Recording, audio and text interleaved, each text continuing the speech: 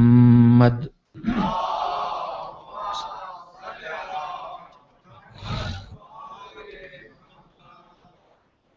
وآله الطيبين الطاهرين المعصومين المظلومين واللعنة الدائمة الباقية على أعدائهم أجمعين من الآن إلى يوم الدين. أما بعد فقد روي عن سيد الساجدين زين العابدين علي بن الحسين عليهم السلام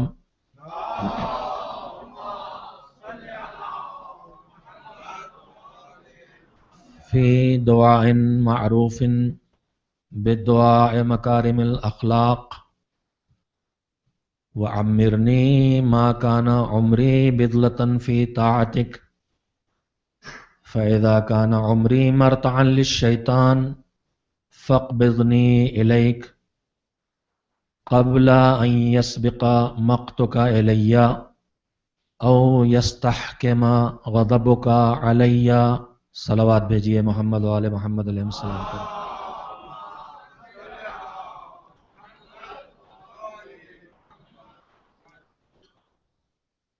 چونکہ ایام اعزا کے سلسلے مجالس میں ان مجالس کا تعلق خاص کر کے ہمارے چوتھے امام حضرت زین العابدین علیہ الصلوۃ والسلام کی شہادت سے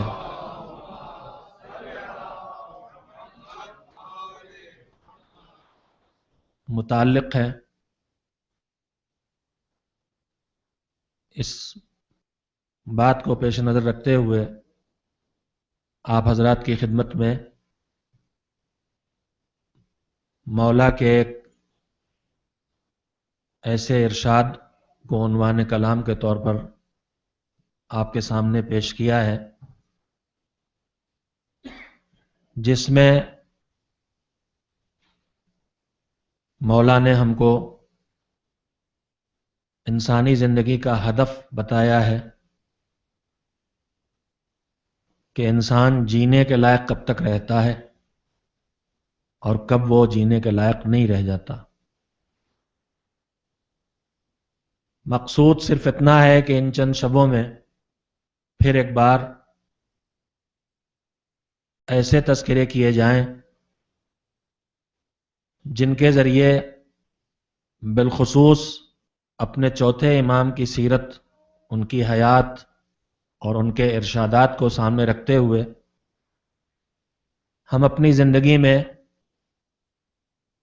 کوئی نہ کوئی ایسی تبدیلی پیدا کر سکیں، اپنی فکر میں، اپنی سوچ میں، اپنے خیالات میں، اپنے معلومات میں، اپنے اخلاق میں، اپنی پسند میں، اپنی ناپسند میں، اپنی زندگی میں، اپنے اعمال میں کہیں نہ کہیں کوئی نہ کوئی ایسی تبدیلی پیدا ہو جو ہمیں اللہ سے قریب کرے اور ان سے قریب کرے جو اللہ کے مقرب بندے تھے. آپ حضرات کا شکر گزار ہوں کہ ابھی آپ مسلسل اتنے تذکروں کے سننے کے بعد بھی تشریف لائے ہیں. عزیزان محترم، میں ان چند شبوں میں اپنے چوتھے امام کی سیرت اور ان کی زندگی، ان کے ارشادات، ان کے ہدایات کو پیش نظر رکھتے ہوئے جو میرے ناچیز معلومات ہیں، جو انتہائی کم ہیں، محدود ہیں، ان کی روشنی میں ایسے تذکرے پیش کرنے کی کوشش کروں گا. اور ہمیشہ یہ کوشش کرتا ہوں جہاں مجھے لگتا ہے کہ یہ میرے معلومات میں اضافہ ہو رہا ہے اس بات سے، جہاں مجھے لگتا ہے میری فکر میں اس گفتگو سے، اس تذکرے سے اصلاح ہو رہی ہے، جہاں مجھے لگتا ہے کہ میری کوئی بری عادت ممکن ہے اس سے کچھ کمزور ہو جائے، جہاں مجھے لگتا ہے کہ میری کوئی اچھی عادت شاید اس بات سے پڑ جائے، جہاں مجھے محسوس ہوتا ہے کہ شاید میرے عمل میں کوئی اچھی تبدیلی آ جائے، جہاں مجھے یہ محسوس ہوتا ہے کہ شاید میرے اس بات سے میرے اندر کوئی خرابی کچھ کمزور ہو جائے، تو میں ایسی بات کو منتخب کرتا ہوں اپنے لیے بھی اور پھر اسے آپ تک منتقل کرنے کی کوشش کرتا ہوں. اس کا ہرگز مطلب یہ نہیں ہوتا کہ آپ کے معلومات میں وہ چیز نہیں ہے، میں نے سمجھ لیا ہے، اس کا ہرگز مطلب نہیں ہوتا کہ اس بیماری کا شکار ہیں آپ. لیکن میرے عزیزو، ہم سب ایک ایسی زندگی بسر کر رہے ہیں جہاں ہمیں مسلسل یاد دہانی کی ضرورت ہے، اور وہ یاد دہانی ہمارے اوپر ایک ذمہ داری بھی رکھی گئی ہے، اور اس کام کو کرنے والے، اس کام میں شریک ہونے والے، اس کام میں آگے بڑھنے والے، ان سب کے لیے ہمارے ہادیوں اور رہبروں نے دعائیں دی ہیں. مجھے گفتگو شروع کرنے سے پہلے ہی ایک بات یاد آ گئی. پیغمبر خدا حضرت محمد مصطفیٰ صلی اللہ علیہ وآلہ وسلم کا ایک جملہ یاد آ گیا.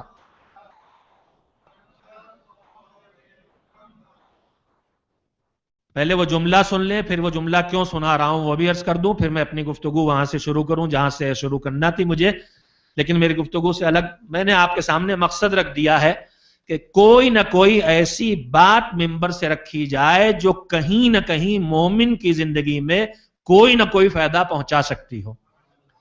چاہے معلومات میں چاہے معلومات میں اضافہ ہو، چاہے فکر کی اصلاح ہو، چاہے نظریات میں کوئی اچھی چیز پہنچے، چاہے سعی صدر پیدا کرے، چاہے ذہن کی گنجائش کو بڑھائے، چاہے اخلاق کی وسعتوں میں اضافہ کرے، چاہے عمل کی دنیا میں کوئی اصلاح کر دے.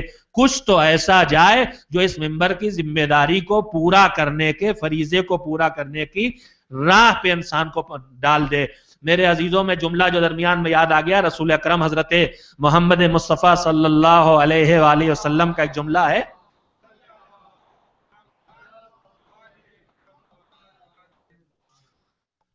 پیغمبر گرامی نے فرمایا کہ پوچھا کرو، سوال کیا کرو، دریافت کیا کرو، جو نہیں آتا ہے وہ پوچھا کرو. فرمایا کہ جب کوئی آدمی نہ جاننے والا کسی جاننے والے سے کچھ دریافت کرتا ہے اور اس کے بعد وہ جواب دیتا ہے تو اس کا فائدہ خالی ان دو کو نہیں پہنچتا، اس کا اجر آخرت، سوال جواب کا نتیجہ وہ علم کے معلومات کی منتقلی وہ ایک الگ جگہ ہے، لیکن اس کا اجر و ثواب صرف ان دو تک محدود نہیں رہ جاتا. پیغمبر نے فرمایا کہ پہلا اجر و ثواب اسے ملتا ہے جس نے سوال کیا، دوسرا اجر و ثواب اسے ملتا ہے جس نے جواب دیا، تیسرا اجر و ثواب اسے ملتا ہے جس نے اس کو سنا اور اس جواب کی روشنی میں اپنی زندگی میں اسے اپنایا. اب اس کے بعد پھر چوتھا کون بچا؟ ایک پوچھنے والا ہو گیا، ایک بتانے والا ہو گیا، ایک سننے والا ہو گیا. لیکن اس ماحول کو پیغمبر کتنا پسند فرماتے ہیں. فرمایا کہ صرف پوچھنے والے کو اجر نہیں ملے گا، صرف جواب دینے والے کو اجر نہیں ملے گا، صرف سننے والے کو جس تک معلومات پہنچے ہیں اسے اجر نہیں ملے گا، بلکہ فرمایا اور جو اس ماحول کو دوست رکھے، جو اس ماحول کو پسند کرے کہ وہاں معلومات دیے جائیں، معلومات لیے جائیں، معلومات پہنچائے جائیں، نہ سوال کرنے والا ہے، نہ جواب دینے والا ہے، نہ جواب کا سننے والا ہے، خالی اس علمی ماحول کو پسند کرتا ہے تو اللہ اسے بھی اجر عنایت فرماتا ہے. میرے عزیزوں، میں نے یہ جملہ اس لیے کہا ہے کہ آج کل ہم جیسے ممبر پر آنے والوں کو جنہیں لوگ اعلان سننے کے بعد رخ موڑ لیتے ہیں، ہمیں نصیحتیں کی جانے لگی ہیں. میرے یہ درسی مجلس تھی، فضائلی مجلس نہیں تھی. میری سمجھ میں یہ بات نہیں آتی کہ معاذ اللہ آپ نے فضائلی مجلس کس چیز کا نام رکھ لیا. مجلس کی دو قسمیں کہاں سے ہو گئی ہیں کہ ایک درسی مجلس ہے اور ایک فضائلی مجلس ہے. میرے عزیزو، مجلس اسی وقت تک مجلس ہے جب تک کہ وہ ان کی بات پہنچانے کا ذریعہ ہے. جب تک بات پہنچا رہی ہے تو فضائل بھی ہے تو بھی مجلس ہے، درس بھی ہے تو بھی مجلس ہے. الگ الگ قسمیں نہیں ہیں میرے عزیزو. ان کی ہر فضیلت میں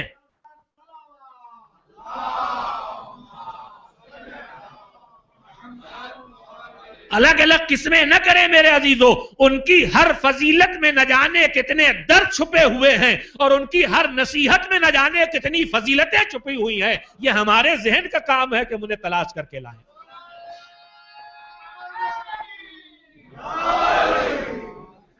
ایک صلوات مل جل کے بھیج دیجئے محمد و آل محمد علیہ السلام پر.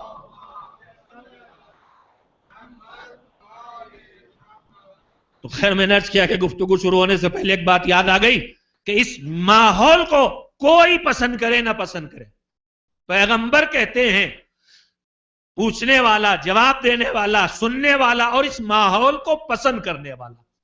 اب ہماری آپ کی سب یہ کوشش ہونا چاہیے کہ جتنا ممکن ہے ہم اس تذکرے کو سامنے لاتے رہیں جس کے لیے دعائیں دی ہیں ہمارے ایمان نے، رحم اللہ من احیا امرنا، اللہ اس پر خصوصی طور پر دعا ہے، رحم فرمائے، رحمت نازل فرمائے جو ہماری باتوں کو لوگوں تک پہنچاتا ہے۔ ائمہ تحریر نے ہمیں ہدایت دی ہے کہ تمہارا ایک کام ہے وہ تم کرتے رہو، باقی ہماری باتیں اپنا کام کرتی رہیں گی۔ کہا تمہارا کام ہے ہماری باتوں کو پہنچاتے جانا، تمہارا کام ہماری باتوں کو پہنچانا ہے، دلوں میں اتر کے جگہ بنانا یہ ہماری باتوں کا کام ہے، تم خالی ہماری باتیں لوگوں تک پہنچاتے رہو۔ اب اسے جو چاہے کہہ لیجئے، کیا ان کی بات ان کی فضیلتیں نہیں ہیں؟ کیا ان کی زبان سے نکلے ہوئے تذکرے ان فضیلتوں تک انسان کو نہیں لے جاتے جن تک ان کی رہنمائی کے بغیر جانا ممکن نہیں ہے؟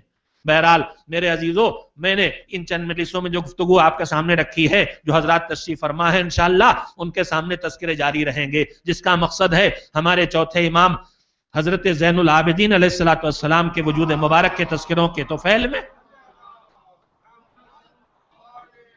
ان کی سیرت، ان کے ارشادات اور ان کے ہدایات کی روشنی میں خصوصیت کے ساتھ کچھ باتیں کی جائیں جس سے کہیں ہمارے معلومات میں کچھ پہنچے، کہیں ہمارے نظریات میں کچھ پہنچے، کہیں ہمارے عقائد کی کوئی استحکام ملے، کہیں ہمارے اخلاق کو کوئی مدد ملے، کہیں ہمارے عمل کو راست پہ چلنے میں کوئی مضبوطی ملے۔ ان تذکروں کو اس نیت کے ساتھ آپ کی خدمت میں لے کے حاضر ہوا ہوں، اور اس کے لیے میں نے منتخب کیا ہے سید سجاد کی مشہور ترین دعاؤں میں سے ایک دعا ہے جس کا نام ہی ہے مکارم الاخلاق، اخلاق کی بلندیاں۔ پیغمبر خدا حضرت محمد مصطفیٰ صلی اللہ علیہ وآلہ وسلم کا جملہ، انما بعثت لاتمم مکارم الاخلاق، پیغمبر نے نہیں کہا کہ میں اخلاق پہنچانے آیا ہوں، کہا میں اس لیے آیا ہوں تاکہ اخلاق کی اونچائیوں کو تمہارے درمیان مکمل کر دوں۔ اور اسی ارشاد پیغمبر کی تشریح ہے یہ دعائے مکارم الاخلاق، اس کا ایک جملہ جس پہ براہ راست گفتگو بعد میں ہوگی، آج میں صرف ترجمہ اپنے نوجوانوں کے لیے کر دوں۔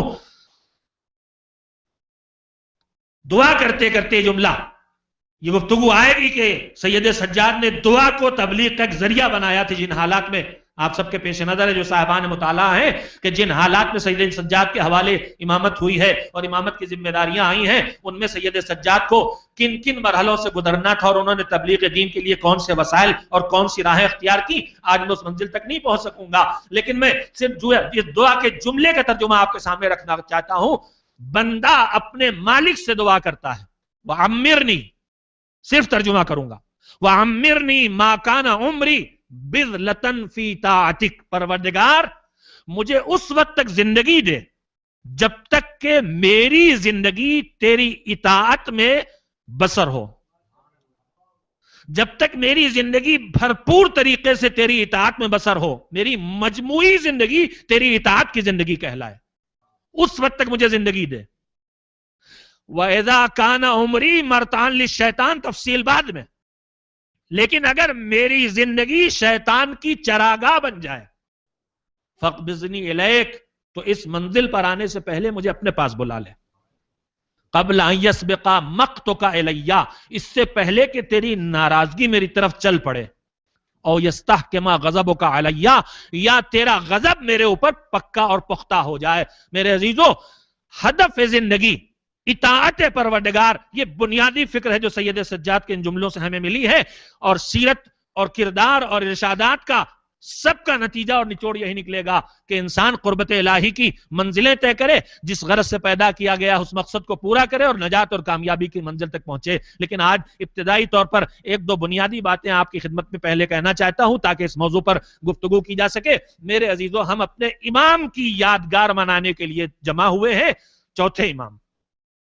امامت ایک الہی منصب ہے، اگرچہ میرے سامنے وہ تمام تعلیم یافتہ اور باشعور حضرات تشریف فرما ہے، لیکن بہرحال بعض باتیں صرف یاد دلانا بھی ایک نتیجے تک پہنچاتا ہے۔ امامت کس شرف کا نام ہے، میں تھوڑا سے اس پہ وقت لے کے پھر بات کو آگے بڑھاؤں گا۔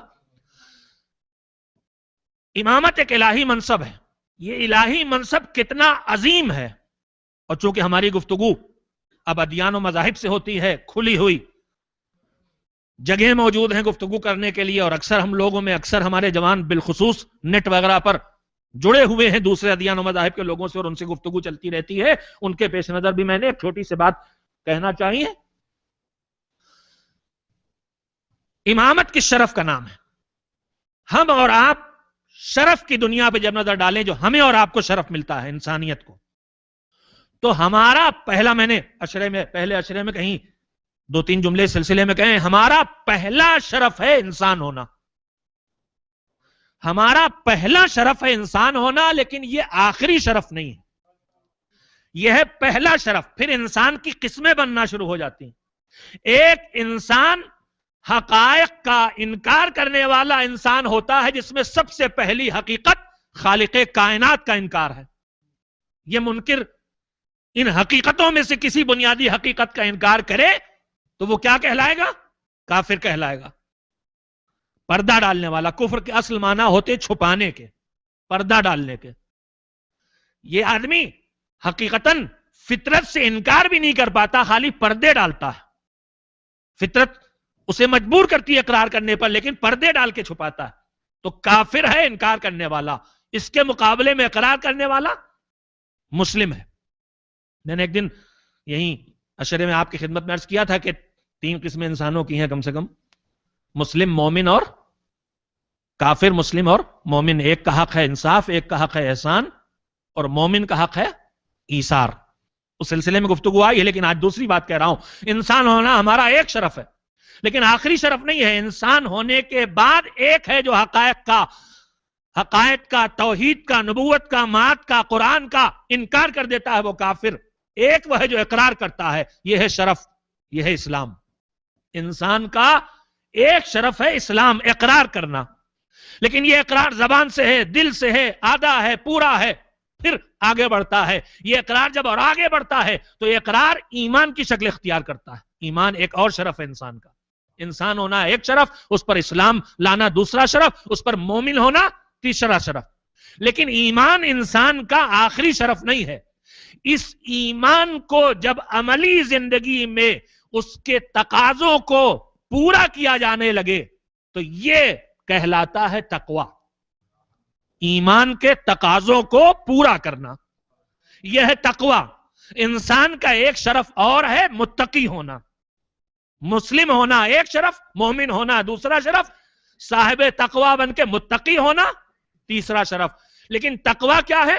اللہ کی مرضی کو پیش نظر رکھ کے زندگی بسر کرنا. جو کہے وہ کرو، اور جس سے روکے اس سے رک جاؤ. چھٹے امام حضرت جعفر صادق علیہ السلام، چھوٹے چھوٹے جملے ارشادات معصومین کے دلوں میں پڑے رہ جاتے ہیں تو کام آتے ہیں. میرے امام نے فرمایا کہ کم سے کم تقویٰ یہ ہے کہ جہاں بلائے وہاں سے غیر حاضر نہ ملو، اور جہاں دیکھنا ناپسند کرے وہاں موجود نہ ملو. کم سے کم تقویٰ یہ ہے. تو تقویٰ ایک شرف ہے، مگر تقویٰ آخری شرف نہیں ہے میرے عزیزو. اب میں ذرا سے ایک لفظ کے سہارے، سب متوجہ اور باشعور حضرات تشریف فرما ہے. تقویٰ جب عادت بن جائے، تقویٰ جب عادت بن جائے تو یہ ہے عدالت.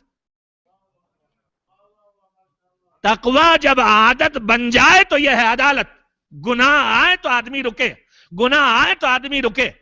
یہ جب عادت بن جائے کہ گناہ کبیرہ ہونے نہ پائے اور گناہ صغیرہ دہرانے نہ پائے، جب تقویٰ عادت بن جائے تو یہ ہے عدالت. تو عدالت تقوی کے بعد کا ایک اور شرف ہے انسان کے لیے.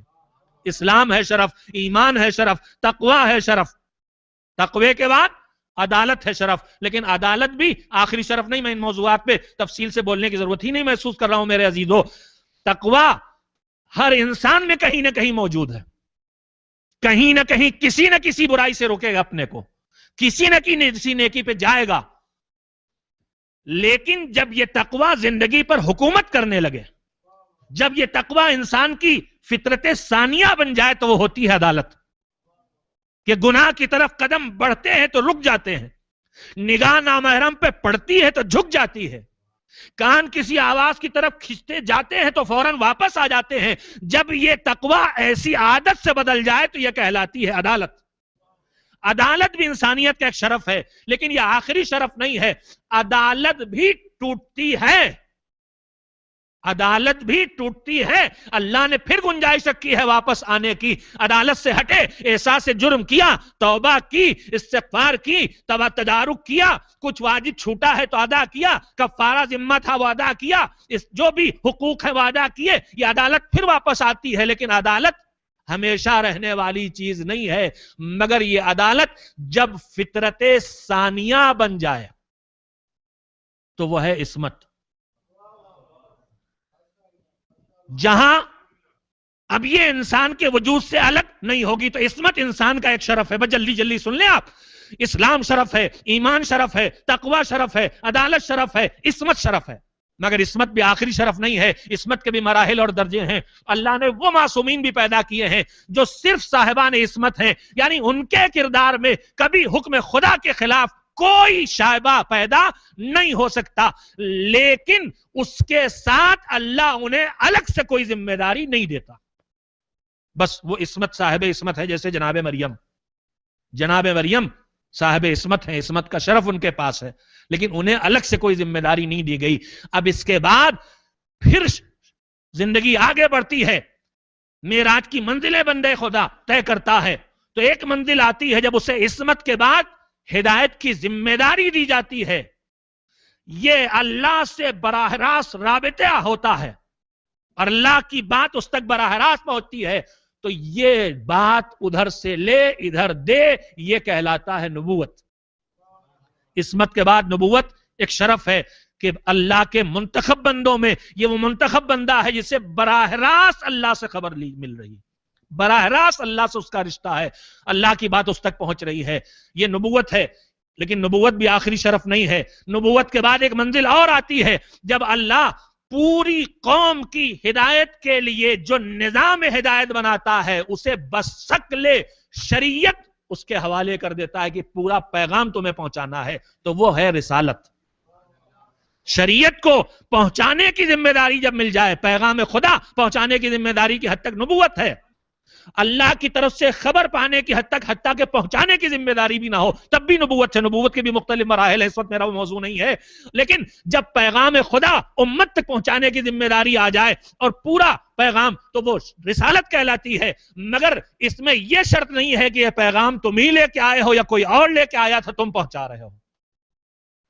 جب تک پیغام رسانی ذمہ داری ہے وہ رسالت ہے، لیکن جب پورا پیغام پہلی بار انہیں ملے کہ اب تم انہیں پہنچاؤ، یہ شریعت کے ساتھ صاحب شریعت بن کے آئے، تو یہ رسالت اولو العزم رسالت کہلاتی ہے. تو ایک شرف ہوا اولو العزم پیغمبر ہونا. میں اس کنارے پہ آپ کے ذہنوں کو لے آیا ہوں جہاں تک کے لیے آپ کو اتنی رحمت دی ہے. انسان ہونا شرف ہے، اس کے بعد اسلام شرف ہے، پھر مومن ہونا شرف ہے، ایمان شرف ہے، پھر تقوی شرف ہے، پھر عدالت شرف ہے، پھر عصمت شرف ہے. عصمت کے بعد نبوت شرف ہے، نبوت کے بعد رسالت شرف ہے، رسالت کے بعد اولو العزم پیغمبری اور اولو العزم رسالت صاحب شریعت و کتاب ہونا، یہ پھر ایک شرف ہے. اتنے شرف کہاں جمع ہیں؟ اتنے شرف صرف 5 شخصیتوں میں تاریخ نبوت اور رسالت میں جمع ہیں. 5 اولو العزم پیغمبر ہیں. جو اولو العزم پیغمبر ہیں یعنی ادھر سے جتنی فضیلتیں سب ان تک آئی ہیں. انسانیت بھی ہے، اسلام بھی ہے، ایمان بھی ہے، عصمت بھی ہے، نبوت بھی ہے، رسالت بھی ہے اور اولو العزم پیغمبری بھی ہے. ان میں سے ایک ہے جناب ابراہیم. ان میں سے ایک ہے، آپ متوجہ ہیں، میں صرف زبان پہ لفظ لانے کی ضرورت ہے مجھے. ان میں سے ایک ہے جناب ابراہیم. یہ نبی بھی ہیں، یہ رسول بھی ہیں، یہ معصوم بھی ہیں، یہ نبی بھی ہیں، یہ رسول بھی ہیں، یہ اولو العزم پیغمبر بھی ہیں. اب اللہ ان کے اور امتحانات لیتا ہے اور اس کی بنیاد پر انہیں ایک ایسی خصوصی فضیلت اور ایسا خصوصی شرف دیتا ہے جس کا نام ہے خلت. ابراہیم خلیل اللہ ہیں.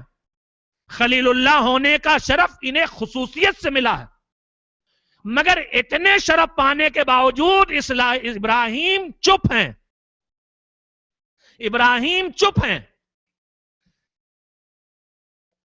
میرے عزیزو، ہم آپ دعائیں کرتے ہیں، مجلس کے بعد دعا، نماز کے بعد دعا، مختلف مواقع پر دعا، تو دعائیں کرتے کرتے اپنے لیے روزی چاہیے اور صحت چاہیے اور اولاد چاہیے، جو کچھ مانگتے ہیں.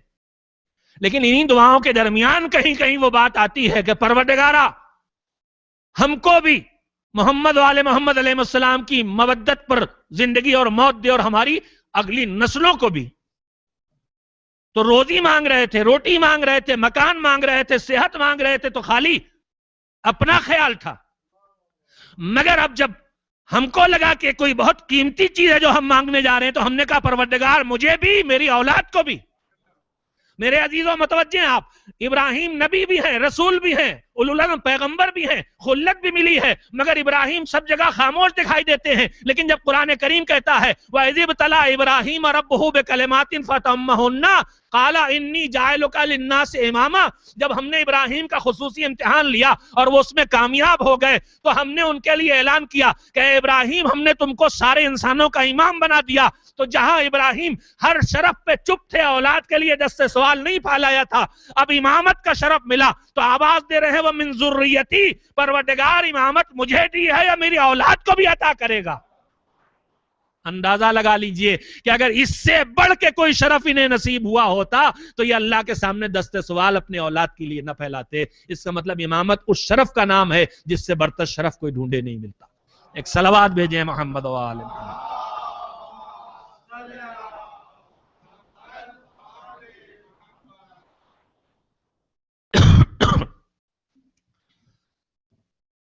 چونکہ مجھے ایک بنیادی بات کہنا ہے، اس کے لیے میں نے یہ تمہیدی گفتگو آپ کے سامنے رکھی ہے. میرے عزیزو، اس وقت پورے عالم اسلام میں دوسری بنیادی بات،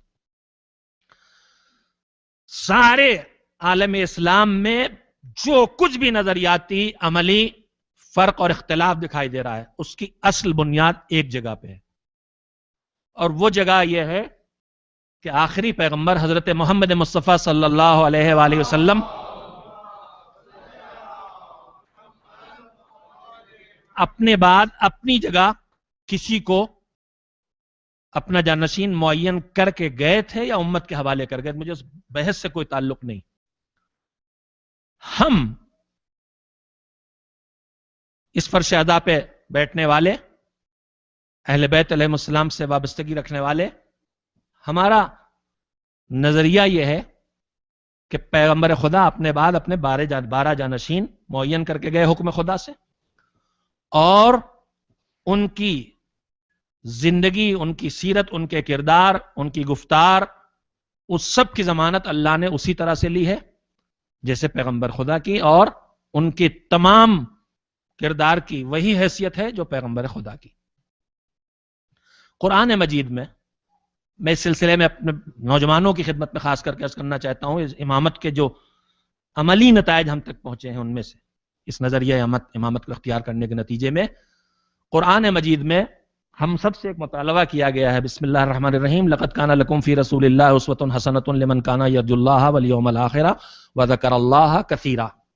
تمہارے لیے پیغمبر کی ذات گرامی نمونہ عمل ہے، تمہیں آئیڈیل ان کو بنانا ہے. پیغمبر گرامی نے اپنے بعد اہل بیت علیہ السلام کو حکم خدا سے اپنی جگہ جانشین، اپنا خلیفہ، اپنا وصی، اپنا ولی، اپنی جگہ نمونہ عمل بنا کے بھیجا. اب دو نظریات ہیں. ایک نظریہ ہے کہ نمونہ عمل صرف پیغمبر کی ذات گرامی ہے، اور ایک نظریہ یہ ہے کہ پیغمبر کے ساتھ ائمہ طاہرین بھی ہمارے لیے نمونہ عمل ہے. حضور کی ذات گرامی، حضور کی عمر مبارک کل کتنی ہے؟ 63 سال. اس 63 سال میں ابتدا کے 40 سال سکوت کے ہیں. حضور کو حکم نہیں ہوا ہے گفتگو کا، دین کے پہنچانے کا، پیغام دین منتقل کرنے کا. 40 سال سکوت کے نکل گئے. جب دین پہنچایا ہی نہیں تو پھر کر کے کیا دکھائیں گے؟ جب دین آئے گا، جب احکام دین آئیں گے، نماز پڑھو تبھی تو نماز پڑھ کے دکھائیں گے. روزہ رکھو تو کب سے رکھیں، کب تک رکھیں، کیا کرنا ہے روزہ رکھنے میں، جتنے بھی احکام آئیں گے جب دین آئے گا تو نمونہ عمل بننا شروع ہوں گے. تو 40 سال تو سکوت کے گزر گئے. اب بچے کتنے؟ 23 سال. 23 برسوں میں 13 برس ہے مکہ معظمہ کی زندگی اور 10 برس ہے مدینہ منورہ کی زندگی. قرآن مجید کے جو سورے ہیں उनमें आप देखेंगे मक्की और मदनी सूरह। एक बात मैं अपने बच्चों और नौजवानों के लिए अर्ज कर रहा हूं, अपनी बेटियों के लिए, कि मक्की सूरह का लिखे होने का यह मतलब नहीं है कि इस सूरह के अंदर कोई आयत मदनी नहीं है, और किसी सूरह पर मदनी अगर लिखा है तो उसका यह मतलब नहीं है कि इसमें कोई आयत मक्की नहीं है। मक्की और मदनी सूरह ज़माने नुज़ूल यानी कब नाजिल हुए हैं उस एतबार से उनको तय किया गया है, उलमा ने तय किया है। लेकिन सूरों की शक्ल सूरत जो बनी है ये खुद पैगंबर के हुक्म से बनी है। जो खुलासा है गुफ्तगू का कुरान मजीद के सिलसिले में यह है कि आयतें आती थीं चैप्टर जैसे, सूटे को इंग्लिश में कहते भी चैप्टर ही है मेरे ख्याल में, चैप्टर्स खुले रहते थे। पैगंबर कहते थे इस आयत को इस सूरे में लिखो, इस आयत को इस सूरे में लिखो, इस आयत को इस सूरे में लिखो। मदनी और मक्की आयात और सूरों की पहचान उलमा ने, जो उलमा तफसीर ने किताबों में लिखी, उनमें से एक सबसे वाज़ेह पहचान यह है कि कौन सी आयत मक्की कौन सी मदनी है। इसकी सबसे वाज़ेह पहचान यह लिखी है कि जिन आयतों में तौहीद का बयान है, शिर्क की खराबियों का बयान है, अकीदा आखिरत के तस्करा है, पिछली उम्मतों की गुमराहियों के नतीजे में उन पर अजाब जो नाजिल हुआ उनका तस्करा है, ये सारी वो आयतें और सूरे हैं जो मक्के में नाजिल हुए। इसलिए कि फितरी बात है कि मक्के में वो लोग हैं जो तौहीद को नहीं मानते, जो अल्लाह को नहीं मानते। तो जो अल्लाह को नहीं मानता है उससे कहा जाए नमाज पढ़ो तो एक नासमझी की बात होगी। पहले उससे कहा जाएगा अल्लाह को मानो, जब वो तौहीद का कायल होगा तब उससे बात हो सकती है कि नमाज पढ़ो, रोजा रखो, अल्लाह की बात को मानो, पहले उसको तो मानो। तो कुरान मजीद में आयात और सूरे जो मक्की हैं उनकी पहचान ये करार दी गई है कि वो सूरे जो अकायद से मुताल्लिक है, बिलखुसूस शिर्क की बुराइयां, कुफ्र की बुराइयां, बुत परस्ती की खराबियां, उसके बाद जो सूरे पिछली कौमों की बुराइयों को और लग़ज़िशों को जिनकी वजह से अज़ाब नाज़िल हुआ उनको बयान करती हैं, और अखलाकियात की तरफ जो इशारे करती हैं उनमें से ज्यादातर मक्के से ताल्लुक रखती हैं। और मदनी सूरे वो हैं जिनमें अहकाम जिंदगी आए, जिनमें बताया गया तुम्हें क्या करना है और क्या नहीं करना। जितने अहकाम हैं नमाज से लेके जिंदगी के आखिरी मरहलों तक, जितने अहकाम कुरान मजीद में है ये सब मदीने में नाजिल हुए, इनमें कोई मक्के में हुक्म नहीं आया, सारे अहकाम मदीने के हैं।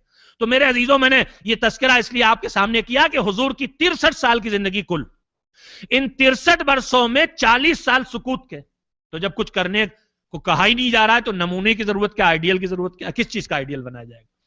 लेकिन अब उसके बाद 23 साल तबलीग के, उनमें 13 साल मक्के के। इन 13 वर्षों में ऐसी कोई बात नहीं है जिसके लिए करके दिखाना हो। तो आइडियल की जरूरत तो तब पड़ेगी जब कोई अमली हुक्म आएगा। तो मक्का मुअज्जमा में हुजूर मौजूद तो हैं, लेकिन वहां अभी कोई ऐसी बात हुई नहीं है जो अमली शक्ल हो, तो पैगंबर को जरूरत हो कि अब दिखाएं तुम्हें यह काम कैसे करना है।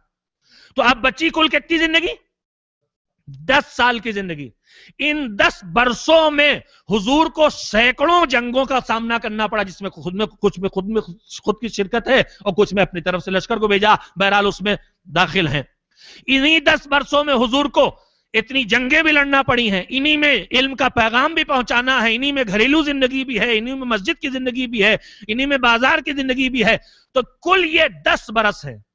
अब आप ये सोचिए कि नमूना हयात कितना बचा उम्मत के लिए, 10 साल, सिर्फ 10 साल। 40 साल सुकूत के, 13 साल मक्के में जहां कोई अमली हुक्म आया नहीं, बचे 10 साल। इस 10 साल में पूरा इस्लाम जो कुछ बता रहा है उसमें नमूना और आइडियल पैगंबर के साथ इस 10 बरस में है। नजरिए यहीं से 2 हो गए। आप बताइए, हम आप अपनी एक छोटी सी आदत को बदलना चाहे, अपनी औलाद की तरबियत करना चाहते हैं, एक छोटी सी खराबी दूर करना चाहते हैं, एक छोटी सी अच्छाई पैदा करना चाहते हैं, तो हमारी जिंदगियां गुजर जाती हैं, वक्त लगता है। इतनी पुरानी आदतों को बदल के तब्दीली लाना, इस तरबियत के लिए सिर्फ 10 साल है पैगंबर के पास। जो सिर्फ रुक जाएगा नबूवत पर, नहीं पहुंचेगा इमामत तक, जो रुक जाएगा रसूल तक, नहीं पहुंचेगा अहले बैत तक, उसके पास नमूना अमल खाली 10 वर्षों के लिए रहेगा। لیکن جو اہل بیت رسول تک پہنچ جائے گا، جو نبوت کے بعد امامت تک پہنچ جائے گا، یہ سلسلہ سن 260 ہجری تک چلتا رہے گا۔ پیغمبر کے آنکھ بند ہونے کے بعد 250 سال ملیں گے تربیت کے۔ میرے عزیزو، اب اس سے اندازہ لگا لیجئے ان 250 برسوں میں کتنی نسلیں گزر جائیں گی۔ جب نسلوں کے سامنے نمونہ موجود رہے گا تو پھر اس کا نتیجہ یہ ہوگا کہ زمین پہ کہیں بھی ہو مسلح ایک رہے گا۔ 250 سال حکومت نمونے کے، اسوے کے ہمارے پاس موجود ہیں۔ پیغمبر کا دور 10 برس کا ایک غربت کا دور ہے، مگر زمانہ ہمیشہ ایسا نہیں رہے گا۔ جہالت کا دور ہے، زمانہ ہمیشہ ایسا نہیں رہے گا۔ زمانہ بدلے گا، غربت ختم ہوگی، دولت آئے گی، جہالت ہٹے گی، علم آئے گا، خلوص ہٹے گا، مکاریاں آئیں گی، سادگی ہٹے گی، دکھاوے آئیں گے۔ تو زمانہ بدلتا رہے گا۔ نمونے عمل ہر بدلے ہوئے زمانے میں چاہیے، نمونے عمل ہر طرح کے حالات میں چاہیے۔ انتہائی درجہ کرم پروردگار ہے کہ اس نے بشکل امامت نبوت کے بعد ہمارے پاس پورے 250 سال رکھے ہیں، جس میں ہر دور کے امام میں جب حالات زمانہ بدلتے ہیں تو اس اعتبار سے امام کی سیرت سامنے آتی ہے۔ اب صاحب ایمان کو کون سے نقش قدم کو اختیار کرنا ہے، اب صاحب ایمان کو کس راہ پہ چلنا ہے۔ بس یہ گفتگو میں نے اس لیے کی ہے کہ ہمارے چوتھے امام حضرت زین العابدین علیہ السلام کی زندگی کا جب آغاز ہوا امامت کا، بس آج کی آخری بات جو کل کی تمہید ہے گفتگو کی، اور باقی باتیں میں نے آج آپ کی خدمت میں کہنا چاہا ہے کہ زمانہ جیسے جیسے بدلا ہے اور حالات جیسے جیسے بدلے ہیں، ہمارے ائمہ نے ان حالات کے تقاضوں کے تحت اپنے اس مقصد کو پورا کیا ہے جو مقصد کبھی نہیں بدلا، اور وہ مقصد تھا ہدایت، وہ مقصد تھا انسانیت کی رہنمائی، وہ مقصد تھا باطل کو پہچانوانا اور لوگوں کو حق کی راہ پر کھینچ کے لانا۔ اگر غربت کا دور ہو تو اس میں کیا طریقہ کار اپنایا جائے، دولت کا دور آئے تو اس میں کیا طریقہ کار اپنایا جائے۔ جب میں ایک ہی جملے میں پوری تاریخ کو آپ کے سامنے کہہ دوں، جب سننے والے موجود ہوں تو بات کیسے پہنچائی جائے، اور جب سننے والے موجود نہ ہو تو کیسے بات پہنچائی جائے۔ نمونہ دیکھنا ہے کہ جب سننے والے موجود ہوں تو ممبر پہ آ کے خطبے دے کے نہج البلاغہ کو وجود میں لے آؤ، پیغام خدا پہنچ جائے، اور جب سننے والے موجود نہ ہو تو مصلی پہ بیٹھ کے دعائیں پڑھ کے پیغام خدا پہنچاتے رہو، جو صحیفہ کاملہ بن کے تمہاری ہدایت کرتا ہے۔ ہر دور میں جو اس وقت کے حالات کے تقاضے تھے، اس کی روشنی میں ائمہ طاہرین نے زندگی کی راہیں نکالی ہیں کہ ان حالات میں تمہیں زندگی کیسے بسر کرنا ہے۔ اور ہمیں اپنے ائمہ سے جو عظیم ترین سبق زندگی کے ملتے ہیں، ان میں سے ایک بڑا سبق یہی ہے کہ ہم ہمیشہ ایک طریقے اور سلیقے حیات کو اپنا کے کامیاب نہیں ہو سکتے، بلکہ اس دور کے حالات کے پیش نظر ہمارے ائمہ کی زندگی میں نمونے موجود ہیں، ان نمونوں کو سامنے رکھ کے ہم راہیں نکال سکتے ہیں اور راہیں تلاش کر سکتے ہیں۔ چوتھے امام نے جو ذریعے اس وقت ایجاد فرمائے، جو طریقے اپنائے ہیں، ان میں سے ایک طریقہ ہے دعا کا طریقہ۔ دعا کے ذریعے انہوں نے دین کے پورے پیغام کو پہنچایا۔ میں اس سلسلے میں بس آج کی ایک ابتدائی بات کل کی گفتگو کے سلسلے میں، میرے عزیزو، ہم آپ جب دین سیکھنا چاہیں، سب صاحبان شعور تشریف فرما، اس لیے میں ان کے سامنے بات عرض کر رہا ہوں، ہم دین سیکھنا چاہیں تو ہمارے پاس دین سیکھنے کے دو ذریعے ہیں، ایک قرآن مجید اور ایک سنت، سیرت۔ سنت و سیرت کا مطلب یہ ہے کہ ارشاد معصوم، قول معصوم، فعل معصوم، ان کا عمل، ان کی باتیں اور ان کا عمل۔ اور ایک تیسری چیز سیکھنے کے لیے کہ یہاں پر حکم خدا کیا ہے، صرف ان کے ارشادات نہیں ہیں، صرف ان کا عمل نہیں ہے، ان کا کچھ کہنا یا کچھ کرنا نہیں ہے، بلکہ فقہی دنیا میں معصوم کے سکوت کو بھی دلیل بنایا گیا ہے۔ کسی مسئلے میں آپ دیکھ رہے ہیں، میں وضو کر رہا ہوں، مثال کے طور پر میں وضو میں غلطی کر رہا ہوں، میری کوہنی کی خشکی ہے اور وہ سوکھی پڑی رہ گئی، مجھے خیال نہیں رہا، بھیگی نہیں، یا مجھے احساس ہی نہیں، وضو ایسی کرتا ہوں ہمیشہ، آپ دیکھ رہے ہیں میں غلط کر رہا ہوں، لیکن آپ مجھے نہیں ٹوکتے، کہیں بگڑ نہ جائیں، غصہ نہ کریں کہ تم مجھے سکھا رہے ہو۔ تو آدمی بہت سی جگہوں پر बहुत सी गलत बातों को देख के भी चुप रह जाता। हालात, मसलहत, खौफ, लालच, न जाने कितनी चीजें होती हैं। लेकिन अल्लाह ने मासूम को जब जिम्मेदारी दी हिदायत की, तो इमाम की पहचानों में है जमाने में सबसे ज्यादा इल्म वाला, जमाने में सबसे ज्यादा शजाअत वाला, जमाने में सबसे ज्यादा सखावत वाला।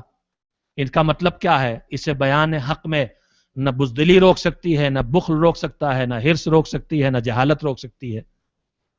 तो मासूम की गुफ्तगू सिर्फ दलील नहीं है, मासूम का अमल सिर्फ दलील नहीं है, मासूम का सुकूत भी दलील है। उसका खामोशी, अगर उसके सामने कोई अमल अंजाम दिया जाए और मासूम उस पर चुप रहे, तो इसका मतलब यह है कि कम से कम यह जायज है। अगर नाजायज होता तो मासूम ने टोक दिया होता।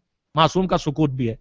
तो दीन के सीखने के दो जरिए हैं, एक है कुरान मजीद, अल्लाह का कलाम, एक है सीरत व सुन्नत मासूम, इरशाद मासूम।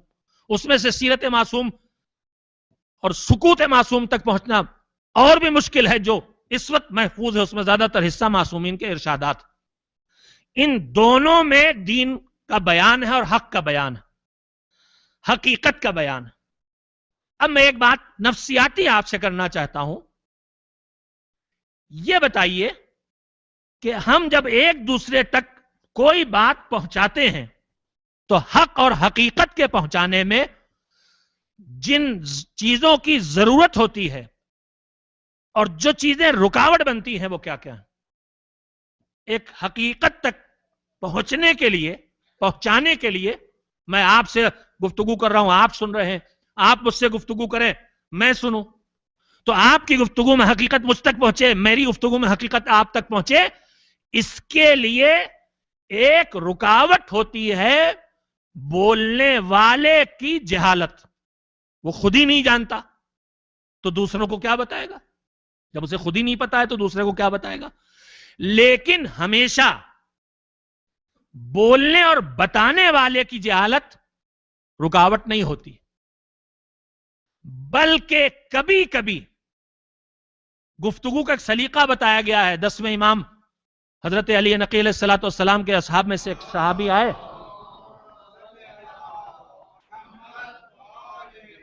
उन्होंने कहा, मौला आपने जो बात हमसे कही थी वही हमने लोगों से कही, तो वही बात आपकी जब लोगों तक पहुंचाई तो लोग हमको जिंदीक कहने लगे, मुल्हिद कहने लगे, बेदीन कहने लगे।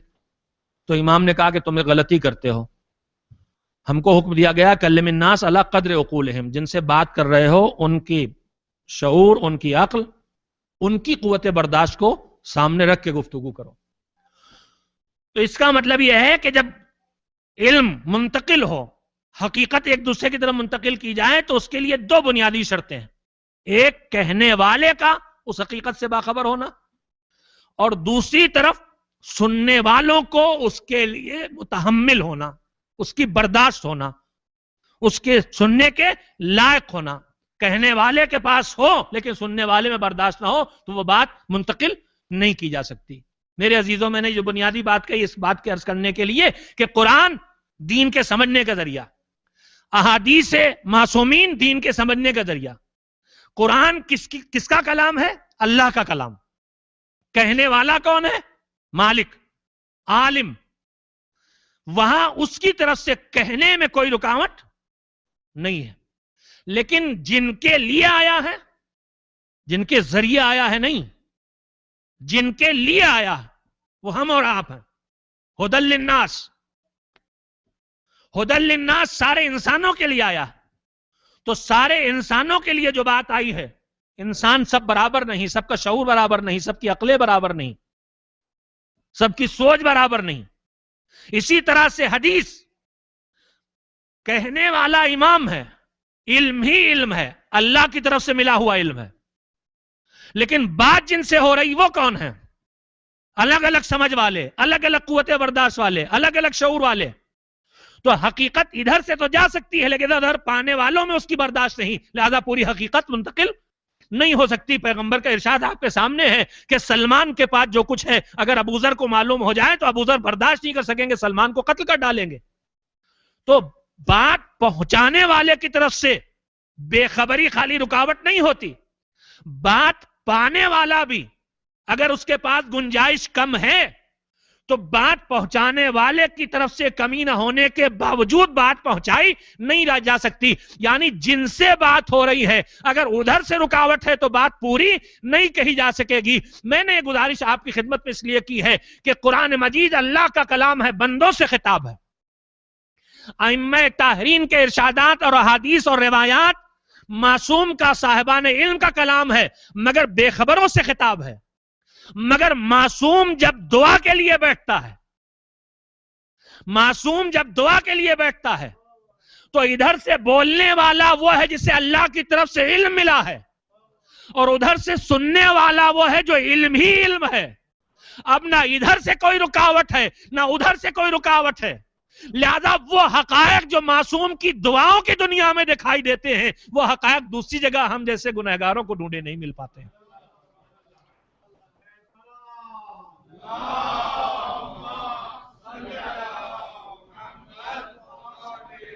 لہذا اے صاحبان ایمان، اپنی معرفت میں اضافے کا بہترین ذریعہ ہے معصومین علیہ السلام کی دعاؤں میں جا کے حقائق دین کو تلاش کرنا، اور اس میں جا کے دین کی ان حقیقتوں کو ڈھونڈنا کہ جہاں ان کے بیان کرنے میں کوئی رکاوٹ نہیں ہے. میرے عزیزو، بس میں آج اپنی گفتگو کو یہیں پہ روکتا ہوں. کل سے باقی انشاءاللہ براہ راست امام کے ارشاد کی روشنی میں اور ان کی سیرت کے تذکرے کی روشنی میں وہ باتیں ہوں گی جن کے لیے میں نے یہ گزارش آج آپ کی خدمت میں شروع کی ہے. معصوم علیہ السلام کے ارشادات اور ہدایات کی روشنی میں زندگی کو جتنا ممکن ہو ہم اور آپ اللہ کی مرضی کے مطابق ڈھالنے کی کوشش کریں، اور اللہ ہم کو اس کی توفیق دے. خاص کر کے یہ ایام عزا جب ہمارے دل ان تذکروں سے نرم ہو جاتے ہیں جس نرمی کے نتیجے میں اچھی بات کے اثر کو قبول کرنے کی صلاحیت دلوں میں بڑھ جاتی ہے. یہ ایام عزا جو گزر رہے ہیں یہ کون سے دن ہیں اور کون سی راتیں ہیں؟ حسین کے لٹے ہوئے قافلے پر مصیبت کی وہ راتیں اور وہ دن جن میں ہر روز ایک نئی مصیبت آتی ہے. تاریخیں نزدیک آتی جا رہی ہیں. حسین کا قافلہ سفر کی منزلیں طے کرتا ہوا، دشواریوں اور زحمتوں سے گزرتا ہوا اس جگہ پہنچ گیا ہے جس جگہ کا نام شام ہے. شہداء کے سروں کو دربار کے اندر بھیج دیا گیا ہے. شام اور شام کے بازار سے گزار کے جن میں آئینے سجے ہوئے تھے، بیویوں کا قافلہ دربار تک لایا جا چکا ہے، مگر قصر یزید کے دروازے پر قافلے کو روک دیا گیا ہے. قافلہ قصر یزید کے دروازے پہ کیوں روکا گیا ہے؟ اس لیے کہ ابھی دربار پوری طرح سے آراستہ نہیں ہوا. زینب چند یتیموں کو لیے بیٹھی ہیں دربار کے قصر یزید کے دروازے پر، چند بیواؤں کو لیے بیٹھی ہیں. خستہ حال بیبیاں، غبار میں چھپے ہوئے سر، چہروں پر ضعف و نقاہت. کھانا پانی ملا تو ہے مگر کبھی اتنا نہیں کہ بھوک مٹ جائے اور پیاس مٹ جائے. بازو زخمی ہیں، قدم زخمی ہیں. تھکا ہوا قافلہ قصر یزید کے دروازے پہ بیٹھا ہے. تماشائیوں کا مجمع لگ جائے تب قافلے کو لے جایا جائے. تھوڑی دیر گزری کہ ظالم نکلا دربار سے. زینب چلو، دربار آراستہ ہو گیا. علی کی بیٹی کے کانوں میں ظالم کی آواز آئی. ایک مرتبہ اٹھ کے کھڑی ہوئی، کہا ہم بازار کوفہ سے چلے آئے ننگے سر، ہم دربار کوفہ سے چلے آئے ننگے سر، ہم بازار شام سے چلے آئے ننگے سر، لیکن اب ہم دربار یزید میں ننگے سر نہ جائیں گے. ہمیں چادریں لا دے تبھی ہم دربار میں جائیں گے. ظالم تازیانہ لے کے آگے بڑھا. زینب چلو ورنہ یہ تازیانہ تمہیں دربار میں لے جائے گا. ایک مرتبہ علی کی بیٹی اٹھ کے کھڑی ہو گئی. تو نے ہمارے شیر جیسے بھیا عباس کو مارا، تو نے ہمارے لال علی اکبر کے کلیجے پہ برچھی لگائی، تم نے ہمارے پورے کنبے کو شہید کر دیا، تم نے ہمارے بھیا حسین کے سوکھے گلے پہ خنجر چلایا. ایک بچہ ہمارا بچہ ہے تو اسے قیدی بنا کے لائے ہو، ہمیں مجبور و بےکس سمجھ رہے ہو، مگر ہم مجبور نہیں ہیں، ہم بےکس نہیں ہیں، ہم ننگے سر دربار میں نہ جائیں گے۔ مڑی لٹے ہوئے قافلے کی طرف مڑی، زینب نے آواز دی ام کلثوم آؤ، رباب آؤ، سکینہ آؤ، ام فروا آؤ، میں بد دعا کروں تم آمین کہہ دو، ہم ننگے سر دربار میں نہ جائیں گے۔ زینب نے ہاتھ اٹھائے تھے بد دعا کے لیے کہ ایک مرتبہ زنجیروں کے کھنکنے کی آواز آئی، مڑی وقت کا امام کچھ کہنا چاہتا ہے، کہا پھوپھی اماں ارے اتنے مرحلے صبر کے گزارے، ایک منزل اور گزار لیجئے پھوپھی اماں، بابا کا پیغام پہنچانا ہے پھوپھی اماں۔ اجرکم اللہ، اجرکم اللہ۔ رونے کے لیے اتنا ہی تذکرہ کافی ہے عزیزو، لیکن صاحب مجلس نے خصوصیت سے فرمائش کی ہے، اور یہ دن ہے بھی اس بی بی کے تذکرے کو کہ جسے سب سے زیادہ تنگ کیا گیا تھا، اس لیے کہ حسین اس سے بہت محبت کرتے تھے۔ حسین کے سینے پہ سونے والی کمسن سکینہ، لٹا ہوا قافلہ دربار میں پہنچا، ننھی سے بچی بہن پھوپھیوں اور بہنوں کے ساتھ رسن بستہ کھڑی ہوئی ہے، سر کو جھکائے کھڑی ہے کہ ایک مرتبہ ظالم کی نظر پڑی، صورتحال کیا ہے؟ سامنے تخت پہ یزید بیٹھا ہے، تخت میں حسین کا سر رکھا ہے اور سامنے قیدیوں کا قافلہ ہے، ننھی سے بچی سامنے کھڑی ہوئی ہے۔ ایک مرتبہ اس بچی کی کیفیت کو دیکھا، اس کی بے چینی کو دیکھا، کہا یہ کون ہے؟ کسی نے بتایا یہ سکینہ بنت الحسین ہے، حسین کے سینے پہ سونے والی سکینہ۔ بس نہ جانے ظالم کے دل میں ظلم کا نیا کون سا خیال پیدا ہوا، کہا سکینہ میں نے سنا ہے تمہارے بابا تم سے بہت محبت کرتے تھے۔ کہا ہاں ظالم، میرے بابا بہت محبت کرتے تھے مجھ سے، جب تک سینے پہ نہ سلا لیں انہیں بھی نیند نہیں آتی تھی، مجھے بھی نیند نہیں آتی تھی۔ کہا مگر سکینہ میں تو تب مانوں گا جب تم اپنے بابا کو محبت کا عملی ثبوت دے دو، یہ تمہارے بابا کا کٹا ہوا سر ہے، ارے تمہارے بابا تم سے محبت کرتے تھے تب میں یقین کروں گا، جب یہ سر تمہاری گود میں اٹھ کے آ جائے۔ کہا میرے بابا یہ ظالم آپ کی محبت کا امتحان لے رہا ہے، بابا اٹھ کے میری گود میں آ جاؤ بابا۔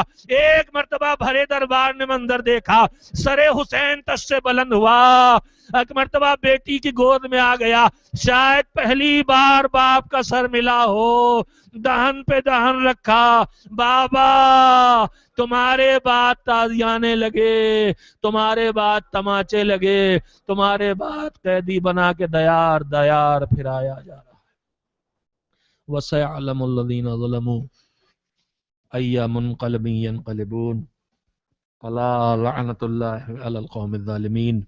الہی محمد و آل محمد علیہ السلام کا واسطہ ہماری اس مجلس عزا کو قبول فرما۔ بار الہا اہل بیت طاہرین علیہ السلام کے تذکروں کے طفیل میں ہمارے جذبات خیر میں اضافہ فرما۔ معبود ہماری ناقص اور ادھوری نیکیوں کو ساری کمیوں کے باوجود اپنے دامن رحمت میں جگہ دے کے قبول فرما لے۔ بار الہا ہماری خطاؤں اور گناہوں کو بحق محمد و آل محمد علیہ السلام معاف فرما دے۔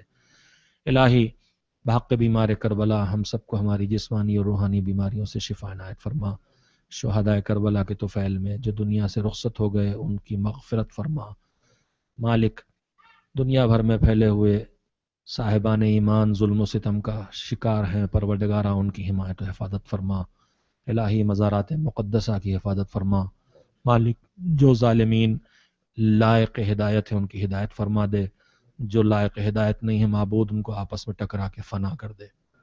الہی دین کے خدمت گزار مومنین مومنات، علماء، فقہا، اساتذہ سب کی حفاظت اور حمایت فرما۔